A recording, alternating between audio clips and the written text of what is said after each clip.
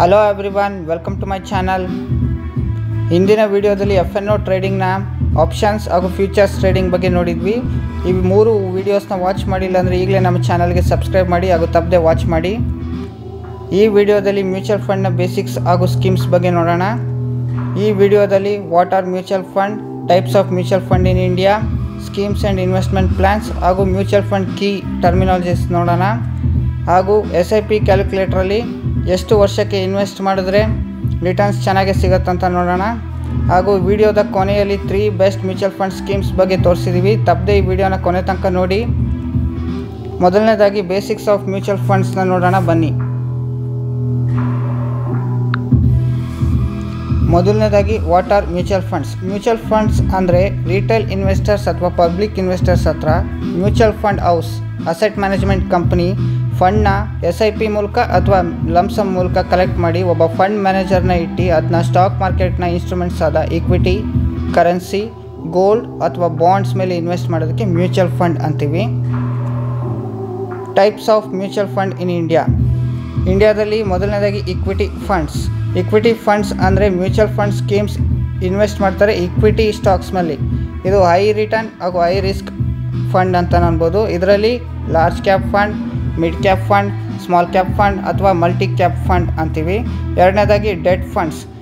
Mutual fund ಸ್ಕೀಮಲ್ಲಿ debt bonds, NCD ಅಥವಾ ಇತರೆ fixed income ಮೇಲೆ ಇನ್ವೆಸ್ಟ್ ಮಾಡೋದಕ್ಕೆ ಡೆಟ್ ಫಂಡ್ಸ್ ಅಂತೀವಿ. ಇದು ಲೋ ರಿಟರ್ನ್ ಹಾಗೂ ಸ್ಟೇಬಲ್ ರಿಟರ್ನ್ಸ್ ಕೊಡುವ ಫಂಡ್ಸ್. ಮೂರನೇದಾಗಿ ಹೈಬ್ರಿಡ್ ಫಂಡ್ಸ್. ಹೈಬ್ರಿಡ್ ಫಂಡ್ಸ್ ಅಂದರೆ ಈಕ್ವಿಟಿ ಮತ್ತು ಡೆಟ್ ಎರಡರ ಸಮ ಬ್ಯಾಲೆನ್ಸ್ ಆಗಿ ಇನ್ವೆಸ್ಟ್ ಮಾಡೋದಕ್ಕೆ ಹೈಬ್ರಿಡ್ ಫಂಡ್ಸ್ ಅಂತೀವಿ. ನಾಲ್ಕನೇದಾಗಿ ಇಂಡೆಕ್ಸ್ ಫಂಡ್. ಒಂದು ನಿರ್ದಿಷ್ಟ ಇಂಡೆಕ್ಸ್ನ ಮಾನವಾಗಿ ಇಟ್ಕೊಂಡು ಮ್ಯೂಚುವಲ್ ಫಂಡ್ ಸ್ಕೀಮ್ ಮಾಡಿರ್ತಾರೆ. ಅದರಲ್ಲಿ ನಿಫ್ಟಿ 50, ಬ್ಯಾಂಕ್ ನಿಫ್ಟಿ, ಸೆನ್ಸೆಕ್ಸ್ ಇಂಥದ್ರ ಮೇಲೆ ಇನ್ವೆಸ್ಟ್ ಮಾಡೋದಕ್ಕೆ ಇಂಡೆಕ್ಸ್ ಫಂಡ್ ಅಂತೀವಿ. ಐದನೇದಾಗಿ ELSS ಫಂಡ್ಸ್. ELSS ಅಂದರೆ ಈಕ್ವಿಟಿ ಲಿಂಕ್ಡ್ ಸೇವಿಂಗ್ಸ್ ಸ್ಕೀಮ್ ಅಂತ. ಇದರಲ್ಲಿ ಟ್ಯಾಕ್ಸ್ ಸೇವಿಂಗ್ ಸ್ಕೀಮ್ ಇರುತ್ತೆ. ನಿಮ್ಮಲ್ಲಿ 3 ವರ್ಷದ ತನಕ ಇದರಲ್ಲಿ ಲಾಕಿನ್ ಪೀರಿಯಡ್ ಇರುತ್ತೆ. ಇದರಲ್ಲಿ income tax section under 80C ಅಂಡರಲ್ಲಿ ನಿಮಗೆ ಟ್ಯಾಕ್ಸ್ ಬೆನಿಫಿಟ್ ಕೂಡ ಸಿಗುತ್ತೆ. Schemes and investment plans in mutual fund. ನಿಮ್ಮ ಈ ಮ್ಯೂಚುವಲ್ ಫಂಡ್ನಲ್ಲಿ 2 ಸ್ಕೀಮ್ಸ್ ಇದೆ. ಅದರಲ್ಲಿ regular plan, direct plan. Regular plan ಅಂದರೆ ನೀವು ಯಾವುದಾದ್ರು mutual fund distributors, agent, financial advisor ಅಥವಾ ಬ್ರೋಕರ್ ಹತ್ರ ತೊಗೊಂಡ್ರೆ ರೆಗ್ಯುಲರ್ ಪ್ಲ್ಯಾನಲ್ಲಿ ಒಂದು ಚಾರ್ಜಸ್ ಅಂತ ತೊಗೊತಾರೆ, ಅದಕ್ಕೆ ರೆಗ್ಯುಲರ್ ಪ್ಲ್ಯಾನ್ ಅಂತೀವಿ. ಡೈರೆಕ್ಟ್ ಪ್ಲ್ಯಾನ್ ಅಂದರೆ ನೀವೇ ಯಾವುದಾದ್ರು ಒಂದು ಅಸೆಟ್ ಮ್ಯಾನೇಜ್ಮೆಂಟ್ ಕಂಪ್ನಿಯ ಆ್ಯಪ್, ವೆಬ್ಸೈಟ್ ಅಥವಾ ಪೋರ್ಟಲಲ್ಲಿ ಅಥವಾ ನಿಮ್ಮ ಡಿಮ್ಯಾಟ್ ಅಕೌಂಟ್ನಲ್ಲಿ ಬೈ ಮಾಡೋದಕ್ಕೆ ಡೈರೆಕ್ಟ್ ಪ್ಲ್ಯಾನ್ ಅಂತೀವಿ. ಇವೆರಡು ಸ್ಕೀಮಲ್ಲಿ ಡೈರೆಕ್ಟ್ ಪ್ಲ್ಯಾನೇ ಬೆಸ್ಟು. ರೆಗ್ಯುಲರ್ ಸ್ಕೀಮಲ್ಲಿ ಒಂದಿಷ್ಟು ಪರ್ಸೆಂಟೇಜ್ ಅಂತ ಇರುತ್ತೆ, ಡೈರೆಕ್ಟ್ ಸ್ಕೀಮಲ್ಲಿ ಯಾವ ಪರ್ಸೆಂಟೇಜು ಇರೋದಿಲ್ಲ. ರೆಗ್ಯುಲರ್ ಮತ್ತು ಡೈರೆಕ್ಟ್ ಬಿಟ್ಟು ಇನ್ನೂ 2 ಸ್ಕೀಮ್ ಇದೆ. ಒಂದು ಗ್ರೋತ್ ಪ್ಲ್ಯಾನ್, ಇನ್ನೊಂದು ಡಿವಿಡೆಂಡ್ ಪ್ಲ್ಯಾನ್. ಗ್ರೋತ್ ಪ್ಲ್ಯಾನ್ ಅಂದರೆ ನಿಮ್ಮ ಇನ್ವೆಸ್ಟ್ಮೆಂಟ್ ಮಾಡಿರೋ ಕಂಪ್ನೀಸ್ ಒಂದು ಡಿವಿಡೆಂಡ್ ಕೊಡುತ್ತೆ, ಅದನ್ನ ಫಂಡ್ ಮ್ಯಾನೇಜರ್ಸ್ ಮತ್ತು ಸ್ಟಾಕ್ ಮಾರ್ಕೆಟ್ನಲ್ಲಿ ಇನ್ವೆಸ್ಟ್ ಮಾಡ್ತಾರೆ ಫಾರ್ ಗ್ರೋತ್. ಇದಕ್ಕೆ ಗ್ರೋತ್ ಪ್ಲ್ಯಾನ್ ಅಂತೀವಿ. ಡಿವಿಡೆಂಡ್ ಪ್ಲ್ಯಾನ್ ಅಂದರೆ ಕಂಪ್ನೀಸ್ ಕೊಡೋ ಡಿವಿಡೆಂಡ್ನ ವರ್ಷಕ್ಕೊಂದ್ಸತಿ ಈಕ್ವಲ್ ಆಗಿ ಡಿವೈಡ್ ಮಾಡಿ ಇನ್ವೆಸ್ಟರ್ಸ್ಗೆ ಅನಿಸ್ತಾರೆ, ಅದಕ್ಕೆ ಡಿವಿಡೆಂಡ್ ಪ್ಲ್ಯಾನ್ ಅಂತೀವಿ. ಲಾಂಗ್ ಟರ್ಮ್ ವ್ಯೂವಲ್ಲಿ ಗ್ರೋತ್ ಪ್ಲ್ಯಾನೇ ಬೆಸ್ಟು. ಯಾವಾಗಲೂ ಗ್ರೋತ್ ಪ್ಲ್ಯಾನ್ಗೆ ಹೋಗಿ. ಇನ್ವೆಸ್ಟ್ಮೆಂಟ್ ಪ್ಲ್ಯಾನ್ಸ್ ಆಪ್ಷನ್ಸ್ ಯಾವ್ದು ಅಂದರೆ ಲಂಸಮ್ ಅಥವಾ SIP ಅಂತೀವಿ. ಲಂಸಮ್ ಅಂದರೆ ಒಂದು ದೊಡ್ಡ ಅಮೌಂಟ್ನ ಒಂದೇ ಸತಿ ಮ್ಯೂಚುವಲ್ ಫಂಡ್ನಲ್ಲಿ ಇನ್ವೆಸ್ಟ್ ಮಾಡೋದಕ್ಕೆ ಲಂಸಮ್ ಇನ್ವೆಸ್ಟ್ಮೆಂಟ್ ಅಂತೀವಿ. SIP ಅಂದರೆ ಸಿಸ್ಟಮೆಟಿಕ್ ಇನ್ವೆಸ್ಟ್ಮೆಂಟ್ ಪ್ಲ್ಯಾನ್. ಇದನ್ನು ಮಂತ್ಲಿ ಸ್ವಲ್ಪನೇ ಅಮೌಂಟ್ನ ಲಾಂಗ್ ಟರ್ಮ್ಗೆ ಇನ್ವೆಸ್ಟ್ ಮಾಡೋದಕ್ಕೆ SIP ಅಂತೀವಿ. ಲಂಸಮ್ ಅಥವಾ SIPಲಿ SIPನೇ ಸೇಫ್ ಹಾಗೂ ಹೆವಿ ರಿಟರ್ನ್ಸ್ ಕೊಡೋದಕ್ಕೆ SIPನೇ ಮಾಡಬೇಕು. Mutual fund key terminologies. Mutual ಫಂಡ್ನಲ್ಲಿ ಯೂಸ್ ಮಾಡುವ ಕೀ ಟರ್ಮಿನಾಲಜೀಸ್ ಯಾವುದಂದರೆ AUM, asset under management. Asset under management ಅಂದರೆ ಟೋಟಲ್ ಮ್ಯೂಚುವಲ್ ಫಂಡ್ ಸ್ಕೀಮಲ್ಲಿ ಎಷ್ಟು ಜನ ಎಷ್ಟು ಅಮೌಂಟ್ನ ಇನ್ವೆಸ್ಟ್ ಮಾಡಿದ್ದಾರೆ ಅನ್ನೋದಕ್ಕೆ ಅಸೆಟ್ ಅಂಡರ್ ಮ್ಯಾನೇಜ್ಮೆಂಟ್ ಅಂತೀವಿ. NAV, ನೆಟ್ ಅಸೆಟ್ ವ್ಯಾಲ್ಯೂ ಅಂದರೆ ಟೋಟಲ್ AUMನ ಅಂದರೆ ಅಸೆಟ್ ಅಂಡರ್ ಮ್ಯಾನೇಜ್ಮೆಂಟ್ನ ಡಿವೈಡ್ ಮಾಡಿ ಒಂದು ಚಿಕ್ಕ ಯೂನಿಟ್ಸ್ ಆಗಿ ಈಕ್ವಲ್ ಪಾರ್ಟ್ಸ್ ಆಗಿ ಮಾಡಿರ್ತಾರೆ, ಅದಕ್ಕೆ NAV ಅಂತೀವಿ. CAGR, compounded annual growth rate ಅಂದರೆ ಇದೊಂದು ಫೈನಾನ್ಷಿಯಲ್ ರೇಷಿಯೋ. ಮ್ಯೂಚುವಲ್ ಫಂಡ್ 1 ವರ್ಷದಲ್ಲಿ ಎಷ್ಟು ಕಾಂಪೌಂಡೆಡ್ ಗ್ರೋತ್ ರೇಟ್ ಕೊಟ್ಟಿದೆ ಅನ್ನೋದಕ್ಕೆ ಪಾಸ್ಟ್ ಅಥವಾ 1 ಇಯರ್, 5 ಇಯರ್, 3 ಇಯರಲ್ಲಿ ಇದಕ್ಕೆ CAGR ಅಂತೀವಿ. ನಾಲ್ಕನೇದಾಗಿ ಎಕ್ಸ್ಪೆನ್ಸ್ ರೇಷಿಯೋ ಅಂದರೆ ಪ್ರತಿ ಮ್ಯೂಚುವಲ್ ಫಂಡು ಇನ್ವೆಸ್ಟರ್ಸ್ ಹತ್ರ ವರ್ಷಕ್ಕೆ ಇಷ್ಟು % ಅಂತ ಚಾರ್ಜ್ ಮಾಡ್ತಾರೆ. ಮ್ಯೂಚುವಲ್ ಫಂಡ್ ರನ್ ಮಾಡುವ ಆಪ್ರೇಷನ್ ಚಾರ್ಜಸ್ ಅಂತ, ಅದಕ್ಕೆ ಎಕ್ಸ್ಪೆನ್ಸ್ ರೇಷಿಯೋ ಅಂತೀವಿ.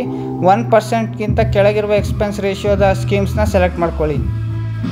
5ನೇದಾಗಿ ಎಕ್ಸಿಟ್ ಲೋಡ್ ಅಂದರೆ ನೀವು 1 ವರ್ಷದೊಳಗೆ ಯಾವುದೇ ಮ್ಯೂಚುವಲ್ ಫಂಡಿಂದ ವಿಡ್ರಾ ಮಾಡ್ತೀನಿ ಅಂದರೆ ನಿಮಗೆ 1% ಅಥವಾ 2% ತನಕ ಎಕ್ಸಿಟ್ ಲೋಡ್ ಅಂತ ಚಾರ್ಜ್ ಮಾಡ್ತಾರೆ. ಇದಕ್ಕೆ ಎಕ್ಸಿಟ್ ಲೋಡ್ ಅಂತೀವಿ. Mutual fund SIP calculator.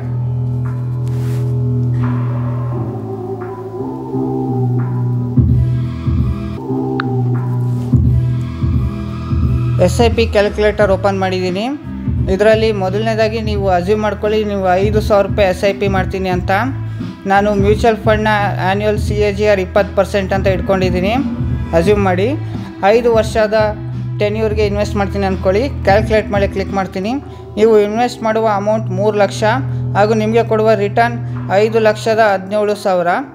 ಅದೇ ನೀವು 10 ವರ್ಷಕ್ಕೆ ಸೇಮ್ 5,000 ರೂಪಾಯಿ SIP 20% CAGR 10 ವರ್ಷಕ್ಕೆ ಇನ್ವೆಸ್ಟ್ ಮಾಡ್ತೀನಿ ಅಂದರೆ ನೀವು ಇನ್ವೆಸ್ಟ್ ಮಾಡುವ ಅಮೌಂಟ್ 6 ಲಕ್ಷ ರೂಪಾಯಿ ಹಾಗೂ ನಿಮಗೆ ಸಿಗುವ ರಿಟರ್ನ್ಸ್ 19,12,000 ರೂಪಾಯಿ.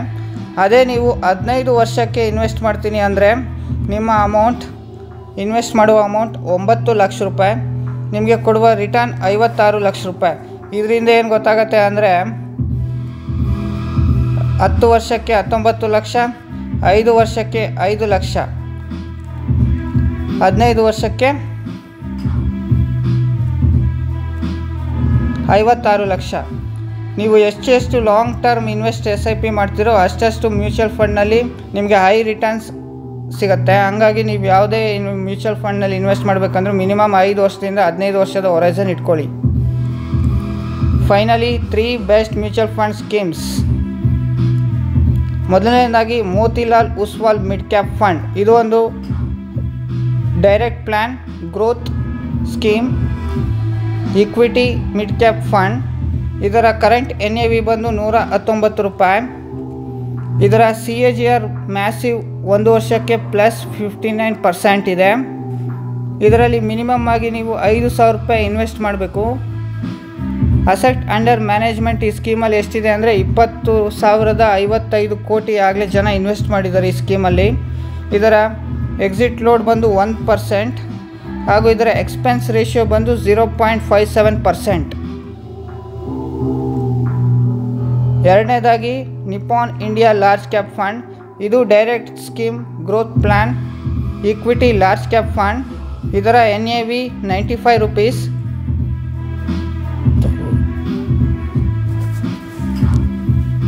ಇದರ ಕಾಂಪೌಂಡೆಡ್ ಆ್ಯನ್ಯುವಲ್ CAGR ಬಂದು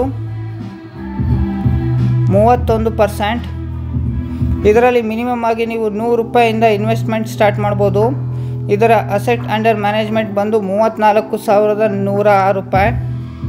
ಇದರ ಎಕ್ಸಿಟ್ ಲೋಡ್ 1%.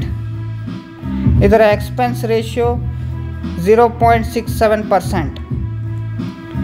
ಮೂರನೇದಾಗಿ ಟಾಟಾ ಸ್ಮಾಲ್ ಕ್ಯಾಪ್ ಫಂಡ್. ಇದು direct plan growth plan equity small cap fund. ಇದರ NAV ಬಂದು 45 ರೂಪಾಯಿ. ಇದರ ಕಾಂಪೌಂಡೆಡ್ ಆ್ಯನ್ಯುವಲ್ ಗ್ರೋತ್